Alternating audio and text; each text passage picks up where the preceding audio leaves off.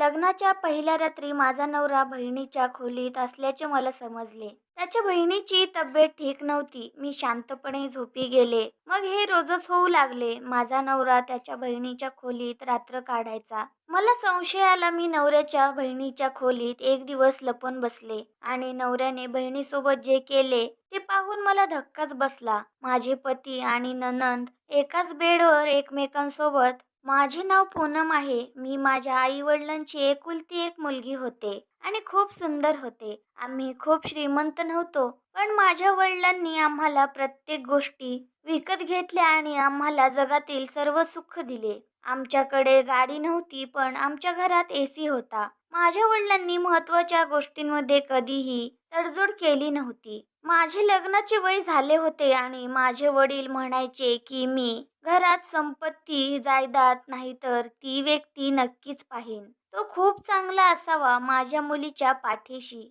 उभे राहिल्यास छान दिसावा. मुलगी सुंदर आहे तर मुलगाही सुंदर असावा, ही माझ्या वडिलांची इच्छा होती. ते म्हणायचे की जो माणूस दिसायला चांगला असतो त्याचे मनही स्वच्छ असते. अन्यथा त्यांच्या व्यक्तिमत्त्वाची शाई त्यांच्या चेहऱ्यावरही दिसू लागते. वाईट माणसाचा चेहरा कधीच चमकत नाही, हे माझ्या वडिलांचे विचार होते, जे मलाही काही अंशी योग्य वाटायचे. मग माझ्यासाठी खूप चांगले स्थळ आले. जेव्हा आई वडील त्यांच्या घरी गेले तेव्हा जगातील प्रत्येक वस्तू तेथे होती. त्यांच्या घरात इतकं सामान होतं की बाकी काही ठेवायला जागा नव्हती. ते म्हणाले, आम्हाला सामान नको आहे. हे सर्व सामान मुलीचेच आहे. घरात एकच मुलगा होता आणि त्याची आई होती. माझ्या आईला खूप आनंद झाला. घरही त्याचं होतं. त्यांचे गाडीचे शोरूम होते. ते आमच्यापेक्षा श्रीमंत होते. त्यांचा घरात नोकरही होते. ते काम करत हिंडत होते. वडिलांनी मुलाला बोलवायला सांगितले तेव्हा मुलाच्या आईने एका नोकराकडे बोट दाखवून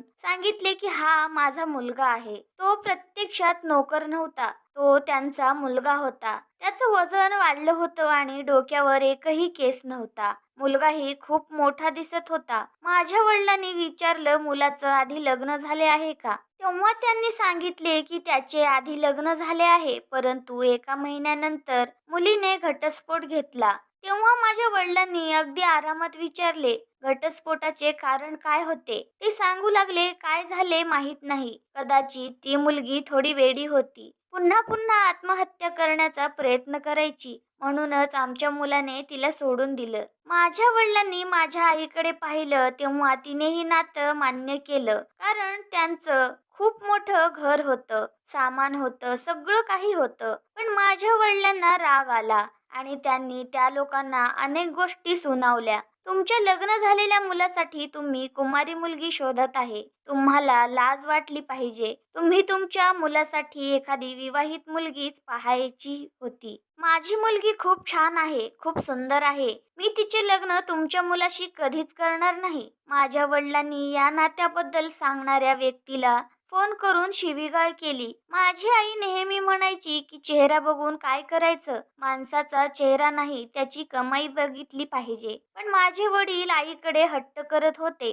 की तिने चेहरा बघावा आणि मग एका अतिशय सुंदर व्यक्तीशी माझे नाते जुळले, ज्याच्या पुढे किंवा मागे कोणी नव्हते. त्याला एकच बहीण होती, ती थोडी आजारी असायची. शेवटी तेच झालं. जो साखर खातो त्याला साखरच मिळते. मुलगा खूप देखणा आणि श्रीमंत होता. पप्पा सुद्धा ह्या गोष्टीवर खुश होते आणि आई पण ह्या गोष्टीवर खुश होती की कोणी नाही, एकच बहीण आहे, तिचे पण लग्न झाले तर संपूर्ण घर माझ्या मुलीचे होईल. मीही आनंदी झाले आणि माझे नाते त्या घरातच झाले. पण ते म्हणाले की लग्न फार धूमधडाक्यात होणार नाही, कारण आमचे आई वडील हे जग सोडून फार काळ लोटला नाही. म्हणूनच मला जास्त धमाल करायची नाही. मुलाचे नाव विनीत आणि बहिणीचे नाव सुष्मिता होते. ती खूप सुंदर होती पण खूप कमकुवत होती. लग्न करून घरी आल्यावर मी विचार करत होते की संपूर्ण घर माझे आहे आणि मी त्यावर राज्यही करेन. पण लग्नाच्या पहिल्या दिवशी काहीतरी विचित्र घडले. विनीतच्या बाजूने त्याची एकच आत्या होती. ती आली आणि म्हणाली, सुष्मिताची तब्येत बिघडली आहे, तर हे ऐकून माझे पती म्हणाले की तिची तब्येत ठीक नाही, म्हणून मी आज रात्री तिच्यासोबत राहीन. बिचारी आई वडिलांची आठवण काढून रडत आहे. तू तुझ्या खोलीत शांत झोप, मी सकाळी तुझ्याशी बोलेन. मी म्हणाले, मी पाहते सुष्मिताला. त्यावर विनीत म्हणाला, नाही, सध्या तिचा मूड खूप खराब आहे, तुझे ऐकणार नाही. तू जा आणि आराम कर, तू थकली असशील. असे बोलून विनीतने पटकन औषध आणि पाणी घेतले आणि तिच्या खोलीत जाऊन दरवाजा बंद केला.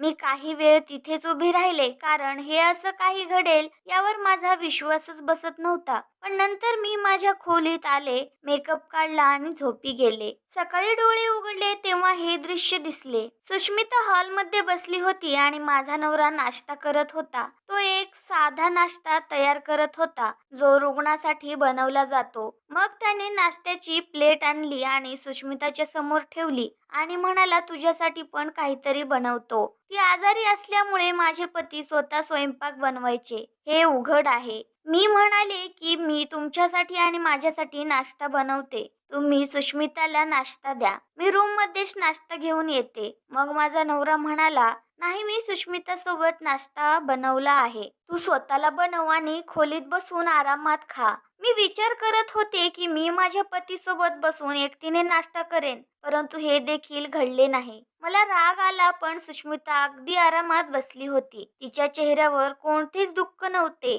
ना आनंद होता. आता घरात कोणीच नव्हते. असं वाटत होतं की या लोकांना कोणी नातेवाईक नाहीत. मला आनंद झाला की ही चांगली गोष्ट आहे. किती शांत वातावरण आहे. मला पण जास्त आवाज आवडत नव्हता, पण मी खूप वेळ माझ्या रूममध्ये बसून होते आणि माझा नवरा माझ्या रूममध्ये येत नव्हता. बाहेर कोणी नसताना विनीत बाहेर काय करत होता माहीत नाही. बाहेर पाहुण्यांची रांग लागली नव्हती, म्हणून तो पाहुण्यांची काळजी घेत होता असंही नव्हतं. संपूर्ण घर रिकामे पडले होते. मग तो यावेळी कुठे आहे? 2-3 तास मी आरामात वाट पाहत राहिले, पण त्यानंतर मला राग येऊ लागला आणि मी विचार केला, माझा नवरा कुठे आहे? काही कुठे मसला तर नाही ना? मी खोलीतून बाहेर आली तेव्हा घर पूर्णपणे सुनसान होते. घरातील सर्व लोक झोपले होते. मी आश्चर्यचकित झाले. मी आज रात्री वधू बनून या घरात आले आहे आणि कोणीही माझी काळजी घेत नाही. नवराही कुठे दिसत नव्हता.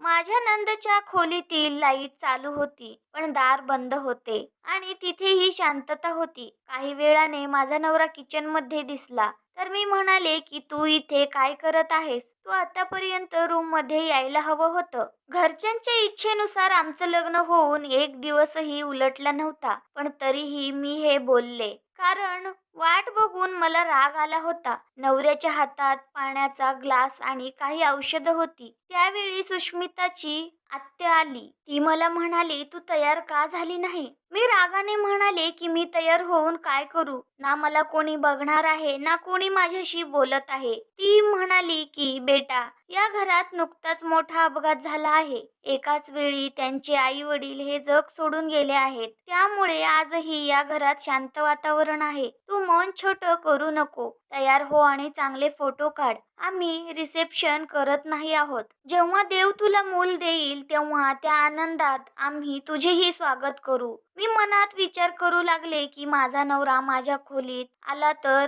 मुलं होईल ना. तिने मला तयार तर केले, माझे काही फोटो काढले. ती खूप छान होती. तिने पूर्ण दिवस माझ्यासोबत घालवला, पण संध्याकाळी ती परत जाऊ लागली. ती म्हणाली की मी विनीतची सर्वात लहान आत्या आहे. माझी 2 लहान मुलं शाळेत जात आहेत, म्हणूनच मला त्यांना सकाळी लवकर शाळेत पाठवावे लागते. नाहीतर रात्री सुद्धा मी इथेच थांबले असते. तू काळजी करू नकोस, सगळं ठीक होईल. असंच दिवस जात होते. दुसऱ्या दिवशी पुन्हा घरात कोणीच नव्हते. मला आश्चर्य वाटले. ना माझा नवरा घरी होता, ना माझी नणंद. मी नवऱ्याला फोन केला. त्यांनी सांगितले की सुष्मिताची तब्येत बिघडली होती. त्यांनी तिला रुग्णालयात आणले आहे. मी म्हणाले, ठीक आहे. मी तिथेच बसून माझा फोन बघत होते. मी सुष्मिताचे व्हॉट्सअप स्टेटस पाहिले तेव्हा त्यावर लिहिले होते, समुद्राच्या सानिध्यात आनंदी वेळ. मला आश्चर्य वाटले की ती हॉस्पिटलमध्ये गेली आहे. मग ते समुद्रकिनारी कसे पोहोचले?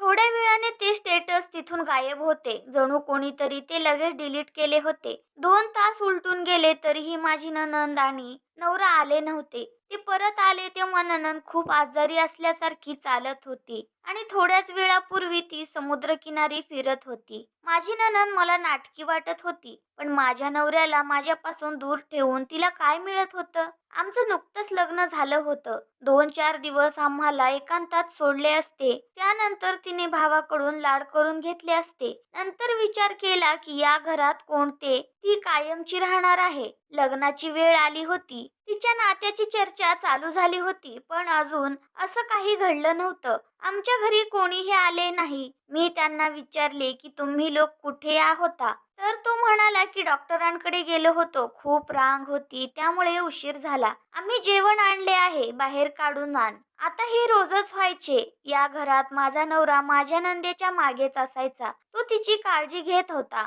तिच्यासाठी स्वतः जेवण बनवत आणि तिला बाजारात किंवा डॉक्टरांकडे घेऊन जात असे. ती दिसायला ठीक होती, पण थोडी अशक्त होती आणि डोळे बघून असे वाटत होते की ती आजारी आहे. पण ती एवढी आजारी नव्हती. ती तिचे काम स्वतः करू शकत होती, पण ती हे सर्व का करत होती ते मला कळत नव्हते. या घरात सासू सासरे नाहीत या आनंदात मी आले होते, पण इथे माझी नणंद सासूच्या भूमिकेत होती. एक दिवस माझे पती माझ्या खोलीत आले, पण थोडाच वेळ. त्याचे काही काम होते, तो काहीतरी शोधत होता. मी म्हणले की तू माझ्यासोबत हे सर्व काय करतो आहेस? आज आपल्या लग्नाला 1 आठवडा झाला. लग्नानंतर लोक फिरायला जातात आणि इथे असं काही होत नाही. तो म्हणाला, अशा परिस्थितीत मी तुला फिरायला कसे घेऊन जाऊ? आपण तिघेही फिरायला जाऊ अशी शक्यता आहे, तेही जवळच्या शहरात. हवा आणि पाणी बदलल्यामुळे सुष्मिताची तब्येत बिघडली तर काय होईल? मी म्हणाले की मी तुझ्याबरोबर हनीमूनला जायचं बोलत आहे आणि तुला तिला सोबत घेऊन जायचे आहे. म्हणजे तुम्ही तिथंही तिची काळजी घेत राहणार. ती एवढी आजारी असेल तर तुम्ही तिच्यासाठी नर्स का ठेवत नाहीत? माझे पती म्हणाले की मला तुझी ही गोष्ट अजिबात आवडली नाही. मला आधार देणे हे तुझे कर्तव्य आहे. मी म्हणाले, ठीक आहे, मग मी तुम्हाला साथ देईन. तुम्ही मला त्यांची काळजी घेऊ द्या. मी एक स्त्री आहे. मी त्यांची चांगली काळजी घेऊ शकते, पण तुम्ही मलाही काही करू देत नाही. तुम्हाला सर्व काही स्वतःच करायचे आहे आणि मग मलाच बोलताय. किती विचित्र वाटते. लग्न होऊन 1 आठवडा झाला आणि आपण असे भांडत आहे. माझे पती म्हणाले की मी तिची काळजी घेऊ शकतो. तू मला एवढी मदत कर की मला गोष्टी पुन्हा पुन्हा सांगू नकोस. अजून आमचे आई बाबा जाऊन किती दिवस झाले? मनात विचार आला की आता 1 वर्ष झालं आणि जे सोडून गेले त्यांच्याबद्दल एवढं प्रेम होतं तर त्यांच्यासोबत जायचं होतं. मला खूप राग आला. मी वाईट नव्हते.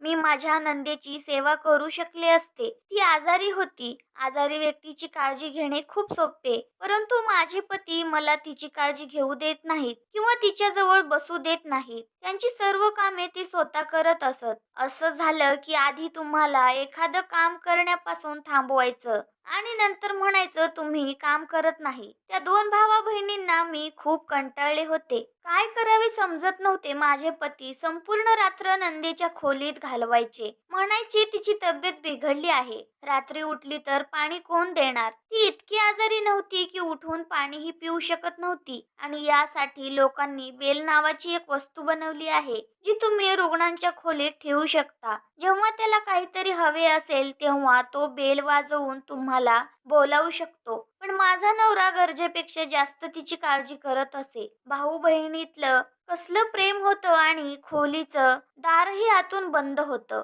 माझ्या मनात विचित्र विचार का यायचे तेच कळत नाही. एक दिवस विचार केला, बघू रूम मध्ये काय करतात, निदान त्यांचा गप्पा तरी ऐकू. कारण ही काही सामान्य गोष्ट नव्हती. माझा नवरा संपूर्ण रात्र त्या खोलीत घालवायचा. त्याचं मन होतं नव्हतं मला बायको आहे जिच्याकडे मला जायचे आहे याची त्याला पर्वा नव्हती. मला तिच्याशी बोलायचे आहे. किमान 1 दिवस तरी माझ्या खोलीत येऊ शकला असता. माझ्यासोबत 1 दिवस घालवता आला असता. किंवा तिने स्वतः तिच्या भावाला सांगितले नाही का, तुझे आता लग्न झाले आहे, मी एकदम बरी आहे, तू जा आणि माझ्या वहिनीला वेळ दे. तू रात्री माझ्या खोलीत आला नसता तर आला नसता, निदान दिवसभरात तरी त्याने माझ्यासोबत वेळ घालवला असता. तो मला कुठेतरी घेऊन गेला असता, एकत्र बसून नाश्ता केला असता. तो माझ्यापासून दूर जात होता. जणू काही मी त्याच्याशी लग्न केलेले नाही, तर मी घरात पाहुणी आहे आणि तेही काही दिवसांसाठी. एके दिवशी दोघेही पुन्हा घरातून निघाले होते. संध्याकाळ होणार होती. माझ्या मनात एक योजना आली. मी माझ्या पतीला सांगितले की मी घरी जात आहे. माझे वडील मला घ्यायला आले आहेत. 2 दिवस राहून परत येईन. माझे पती लगेच म्हणाले, हो ठीक आहे, छान कल्पना आहे, तू जा, आरामशीर राहा, मी स्वतः तुला घ्यायला येईन. मी म्हणाले ठीक आहे. तर माझे वडील मला घ्यायला आले नाहीत हे मी माझ्या घरच्यांनाही सांगितले नाही. त्यांना सांगायला मला काय लाज का? पण माझ्या मनात एक योजना होती की मी माझ्या नंदेच्या खोलीत लपले आणि थोड्या वेळाने मला गोंधळ ऐकू आला. ते लोक घरी परतले होते. मी घरी नाही हे त्यांच्या मनात होते. खोलीत प्रवेश करताच माझी नणंद म्हणाली की आज ती घरी नाही हे चांगले आहे. मी वैतागले होते. देवा शपथ, आयुष्यात काय लिहिले आहे ते मला माहीत नाही. हे सर्व मी स्वतःच्या इच्छेने केले होते, पण तरीही मला हे सर्व आवडत नाही. माझ्या पतीने तिचा चेहरा आपल्या दोन्ही हातात धरला आणि म्हणाला की मी तुला आधी सांगितले होते, तू हट्ट केलास. आणि ती म्हणाली की मी तुला हट्ट केला नाही, नशिबाने माझ्यासोबत खेळ केला आहे. माझे पती म्हणाले, ते सोड, याबद्दल बोलू नको, आज आपण घरात एकटे आहोत. मला हे ऐकून आश्चर्य वाटले की हे लोक घरी एकटे राहून इतके आनंदी का आहेत. माझे पती म्हणाले की तू बस, मी तुझ्यासाठी चांगला चहा बनवतो, मग चहा सोबत काही खाऊ. दोघांनी चहा बनवला आणि एकत्र बसून चहा पीत होते, एवढ्या आनंदाने की मला बोलायची इच्छाही झाली नाही. पण दोघेही नवरा बायको बसल्यासारखे बसले होते. काही वेळाने माझा नवरा माझ्या नंदेच्या कानात काहीतरी म्हणाला. ती म्हणाली, नाही नाही, अजिबात नाही, माझे मन नाही. माझे पती म्हणाले, प्लीज आज माझे ऐक, आज आपण एकटे आहोत. माझी नंद कपाटातून काहीतरी काढून समोरच्या खोलीत गेली. त्या कपाटाच्या बाजूला एक छोटी जागा होती, तिथं मी उभी होती. पण ते एकांतात इतके मग्न होते की त्यांना मी दिसले नव्हते. ती रूम मध्ये गेली आणि माझा नवरा फोनवर बोलत बसला होता. जवळजवळ 1 तास झाला होता. माझी नणंद रूम मध्ये आली तेव्हा मला आश्चर्य वाटले. ती वधूच्या कपड्यात होती. ती वधू म्हणून आली होती आणि तिला पाहून माझा नवरा खूप आनंदित झाला. दोघांनी एकमेकांचे हात धरले आणि मी अचानक तिथे आले. मला बघून दोघेही घाबरले. इथे काय चालले आहे? काय पाप करणार होतात दोघं? मला बघून ती चकितच झाली. तू इथे काय करत आहे? ती म्हणाली, मी जे काही करत आहे, पण तुम्ही लोक काय करत आहात? मला सगळं काही सांगा, नाहीतर मी वेडी होईन. तुझी बहीण तुझ्या समोर नवरी म्हणून का उभी आहे? माझ्या पतीने माझा हात धरला आणि मला माझ्या खोलीत आणले. मी माझा हात त्याच्या हातातून सोडवला. मी म्हणाले, काय घाणेरडापणा चाललाय या घरात. माझ्या पतीने माझ्या चेहऱ्यावर जोरात थप्पड मारली आणि तो म्हणाला, काहीही घाणेरडापणा नाही, सर्व घाण तुझ्या मनात आहे. ती माझी बहीण नाही, ती माझी पत्नी आहे आणि तू दुखावू नये म्हणून तिने हे सर्व केले आहे. माझ्या पत्नीला कर्करोग आहे, तोही शेवटच्या टप्प्यात. ती हे जग सोडून जाणार आहे. तिने मला सांगितले की मी एका सुंदर मुलीशी लग्न करावे आणि मी तिला वचन दिले आहे की जोपर्यंत ती इथे आहे तोपर्यंत मी फक्त तिच्यासोबतच वेळ घालवीन आणि तुझ्या खोलीतही जाणार नाही, कारण त्यामुळे तिला दुःख होईल. ती माझ्यावर खूप प्रेम करते. हे सर्व तिने माझ्यासाठी केले आहे. ती मला सोडून जात आहे म्हणून मी तिची छोटी छोटी स्वप्ने पूर्ण करतो.